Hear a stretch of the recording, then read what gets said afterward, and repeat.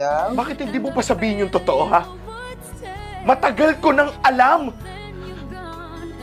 Matagal ko nang alam na hindi ako yung taong gusto mo. Alam mo naman pala, bakit mo Kaya nga kahit anong gawin ko eh. Kahit ibigay ko sa'yo lahat. Kahit gawin ko pang lahat. Kahit ibigay ko pa sa'yo pati buong buhay ko. Pagod na pagod.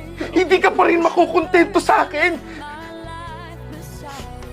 Ray, Kasi alam ko na hindi ako yung taong gusto mo.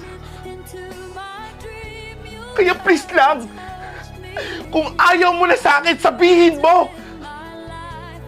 Huwag kang magstay dahil naawa ka lang sa akin kasi mas lalo lang ako nasasaktan. pero masaktan ko siya. Kung hindi ako yung taong masasabi mong kontento ka na,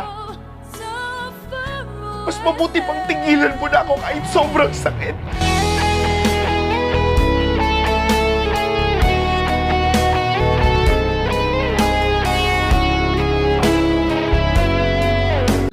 Mao to mga madi.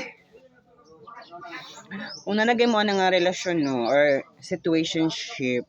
So why do you still to choose that relationship kung kasayod ka nga gikapoy na mo o toxic na mo? So mo na lesson learn sa mag-uyab. Kung wala kay feeling sa imong uyab, let go. Ayaw mo pag-cheat. Kay wala ta kasayod ang say feeling sa tao, nga masakitan. Sa tao rabi puta mga madi. Mukha to biya puta. Ay!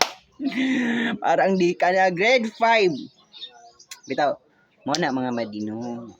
Ayud mo pag binuang kay kung maghikog na inyong uyab. Na! Disihon.